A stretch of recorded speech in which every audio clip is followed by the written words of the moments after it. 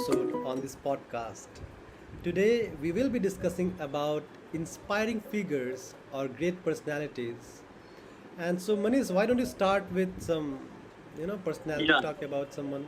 Amit, if I ask you, suppose the person who is blind, and we have seen lots of blind people by birth, and they might get into accident and they lost their eyesight. What would maximum thing they would be able to do? Tell me any examples as blind people would be able to do. I have interacted with blind people. Yeah, I have helped them cross the road and get them into metro. So those things I have done, and I don't without. Yeah, one time I saw one professor. He was blind, but he was able to teach quantum mechanics to the students. I was one of the students. I was really amazed how he was able to write those. He was able to say the equation without any mistakes, the formulas and everything. I was yeah. really amazed by that. But I think that really hampers, not able to see, hampers someone's ability to reach a goal or their quality of life in general. If I say that the blind people also have the ambition to be top of the world, top of the world means really, it literally top of the world, then what would you say? Suppose the person who's blind and who aspire, whose ambition, his passion is um, um, to attain the great height, not only in the success and achievement, to really go up to the highest peak of the world. The blind people. I would say they are mentally sharper than me or anybody I know, and Yeah. their And mindset would be that completely person is different. there, that the first person to climb the Mount Everest. Edmund Hillary? No, no, not. I'm talking about the blind people. Oh, And he has climbed not only the Mount Everest, all the seven peaks, all the tallest peak of all the seven continents. And the Mount Everest, of course, is the highest peak. And that person is Eric Weinmeier. He is a motivational speaker. And when I read his story, I thought if we are giving in to our circumstances, we are giving excuses. There cannot be any excuse greater than the person who are blind and they are uh, achieved. He went up to the highest peak of the world. Really, it was admirable. And Eric Van Meer was the person who was the first blind person to go up to those heights. And then you know that he lost his eyesight when he was 16 years old. And then it was not like that. He since the uh, beginning he had some problem with his eyes. But slowly and gradually, it was a rare kind of disease, and he was passionate for the adventurous thing. He was really into sport, and it's not that easy. Even when he admitted that he had always required help to go even to washroom. When he was got blind, he was frustrated. He thought that no, there is nothing I could do. But here's one line, line. I really it's get into me that what's within you is stronger than what's in your way. So it was the blindness which was in his way, but what was within his at core, that resilience, that never die kind of attitude, and that made made the whatever he had wanted in his life to achieve. And I listened to the conversation, having conversation with him within a podcast or a particular person. they ask lots of questions. He's married, he has two kids now, and then of course he says that there are lots of hardship and difficulty, and it's not that he has alone done, sir. Of course, he has got support team, and that support team he call it that rope team, and then that phrase invented by him, the rope team, and that is what he said, that if we think that we could do anything alone, but that is not possible. We really have to seek help, and then we have like family and all the society. We think that we could do alone. Nothing. You cannot do anything, everything alone, True. and you cannot reach the peak of the mountain alone. Peak of the whatever ambition you have, peak of your life achievements. You need a strong team, and for that you need to be a leader. And that is a story about him. He is no motivational speaker, and really I am inspired from him. Being blind, if we could climb all the highest peak of the world, if we are saying anything that anything comes in our road of achieving something dream, it's that bullshit. I cannot vouch for any excuses. If we are blind, even if we imagine ourselves like no blind, we will we will be crushed in the depression. That fellow went ahead all those things and become the first person to climb the mountain, being blind person. So what do you say, Amit? And Yeah, what? Manish, I would like to tell you one story as well. It was probably 70s or 80s. A very young student, he was late in the class. He just entered the class and the class was about to end. So the professor looked at him and, sarcastically said that you're very early. Anyway, he sat down. He jotted down all the points that were written on the board. There were three problems written on the board. He jotted down, and he went back. And for a couple of weeks, he started doing that assignments, and he found that the first question came to him like he solved the first question quite easily, but the next two questions were challenging, and he took some time and solved the question. And in the next lecture, by the same professor, he went there. He went to professor's office and submitted the assignment. Once professor saw that assignment, he was shocked because what he was written on the board was one of the unsolvable problems in physics. Three unsolvable problems in the physics. So, as you might have guessed, that guy was none other than Stephen Hawkins. Soon Yeah, after that time, that guy got paralyzed because of neurodegenerative disease. He was paralyzed down from his neck, and he was not able to walk or do anything despite thinking. But he was so sharp. He was one of the sharpest mind of this century. He created so many theories, important theories about gravitational or quantum black hole. mechanics, black hole, everything.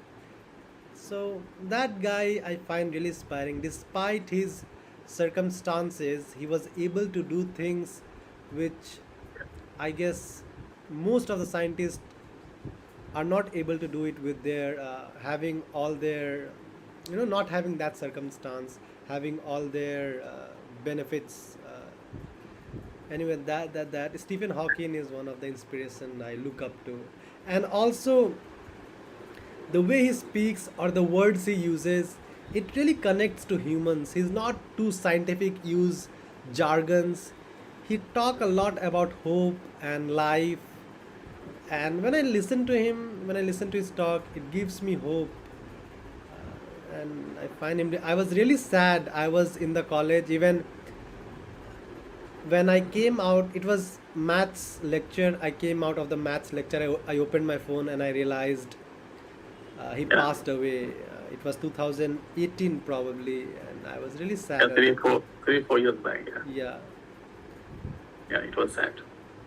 he's one of my inspiration. Yeah, I always get inspired from the person who has really no underprivileged kind of things, And it's not that we don't get inspired from the people who are well-to-do family, Yeah. and they even they have success story, but we don't even get inspired because we think that they are they're always already blessed with every kind of thing. But people really when they have faced hardship, and in India we always gone that being poor to getting rich, we think that this is a spiritual story, and we used to use those kind of story from rags to riches much in India. But I really get inspired from people who has some physical disadvantage, who are not privileged like us, who has all the limbs working, everything is fit and fine. We are fit as a fiddle, but those people who don't have limbs and who don't have eyes, their body is not in shape. They have some kind of disadvantage physically, and if they conquer their world, if they can achieve their dream, that really is priceless. And I have another story about a lady who was born without her hands, upper hands, both hands. Sorry. So when she did not, she born like that is the kind of some regenerative disease. I don't know. And that lady aspired to become a pilot, wanted to become a pilot, and that's you can imagine a girl, that to girl, and without having a limb, and if we cannot think of driving a car, she learned to drive a car. She used to drive a car with her legs, and she learned to ride a bicycle and lots of things. So one day she was really afraid of flying, and then father supported her. Told her, let's get into the plane and then see the person who are really afraid of flying in a plane. And then because of her father, they went into flying and they flew at some distance, and that idea came into her mind. Why couldn't I fly the flight? Can I become the pilot?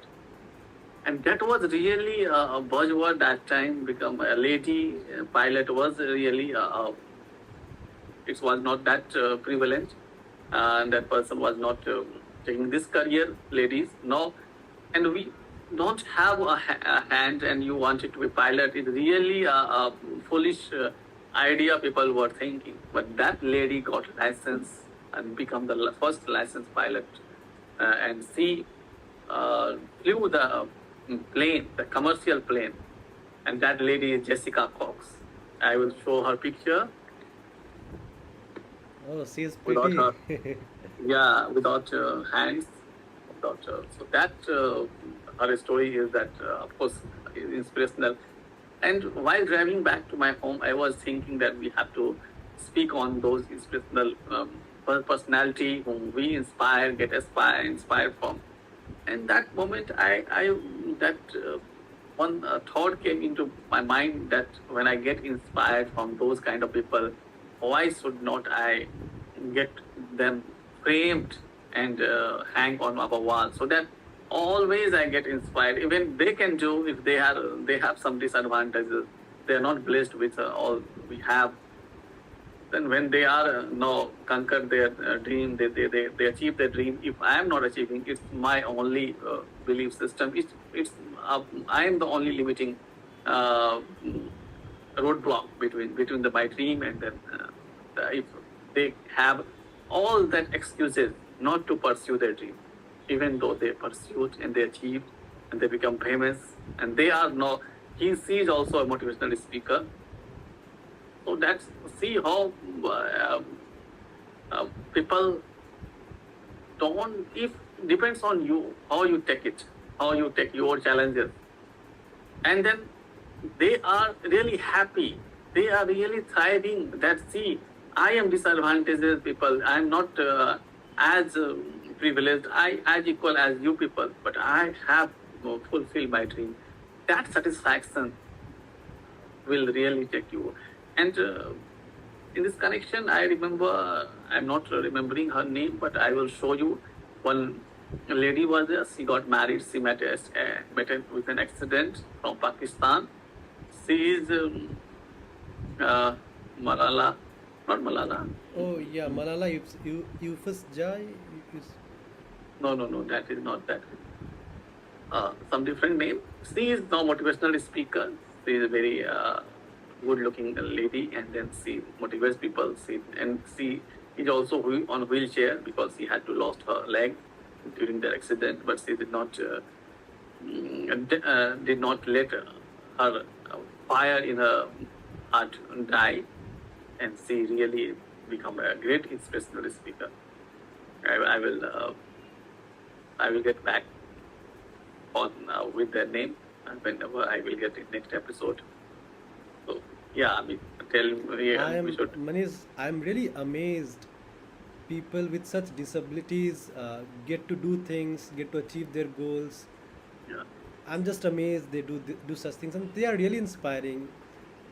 And every time I hear you talking, or every time I have uh, conversation with you, I keep learning. Just now while you were speaking, I realized I came to this podcast thinking about I'll talk about Richard Feynman, Jordan Peterson, but those guys are privileged. They were born in an educated family. Their family were already having teachers, guides, and they went on to become better orators, psychologists, scientists, and whatnot. And that's not a big deal. But when you mention about that lady, Jessica Cox, and then Richika yeah, Cox, and yeah, Wine Mayer. and you reminded me of Stephen Hawking, that really made me think that people, Yeah, so those people should be our inspiration because they go on to do something having those disabilities, despite those disabilities, and that makes our excuses look very very small, or even nothing in front of what they have faced. insignificant. Our excuse is Insignificant, yes. insignificant in front of their physical. They have physical disability. Means we could not think. Even we have in our relatives, remote relatives, someone who are really uh, means differently able. We feel pity about them. Yeah, We feel that we should help, like you started the conversation that you helped a blind person crossing the road, but when you try to help these people, in fact they would help you and help us, yeah, because they are not the people to feel pity.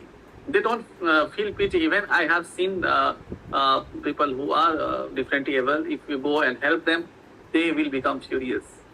They will tell, don't do this. I am sufficient alone. So those kind of persons are really there. They don't want your and ours pity and then help. They say that no, I am stronger than you. You people have everything, then you are not able to achieve anything, and we people do not have everything, and that basic thing we don't have, basic whatever uh, to prosper in life, and then we are happy, more than happy. And we discussed about, you remember that uh, fellow from Australia yeah. Nick, who is Nick, Nick, Nick yeah, Nick yeah. Vijay something. Its pronunciation is kindly Sorry, particularly Nick, if you're different. listening to us, we are not able to Buzai, pronounce it. yeah, Nick Buzai, and he has quadriplaced. He is a quadriplaced. He has no limb, and it's since his birth it's like that. And how he speak, and how Yeah, he really, you see him speaking, he will really kind of inspire you. If you don't get inspired from that person, with those persons like Eric Weinmeier and then Jessica Cox, it's like we are really we should be grateful, and we should not take for granted anything. If we have family, we have all limbs working, we should always be grateful, and it should be in our daily gratitude journal that yeah, uh, God, I'm thankful. Whatever, I'm thankful for that. I have my limbs working. I'm fit and fine. I can able to think, and there are lots of problem with the people in that we are not facing. So we should not. We should focus on whatever positive things we have. When we will see them, they are differently able people. When we will see them, we will realize that God has really blessed us. So if we start counting our blessings, it blessings will increase in multifold, and that is what happens. But people concentrate on the thing they don't have, rather than if they should concentrate, focus on the things they have, those things will multiply. And that is law of attraction. And that is, in fact, it's theoretically we can call it anything, but that is what we human beings, since the beginning, because of that, we have survived. We have to focus on what we have, and we should not focus on what we haven't. I have watched Nick's video, and that guy is always super happy while talking, gives off. When you watch him smiling, you smile, and Yeah. you kind of your problems become insignificant in front of those guys.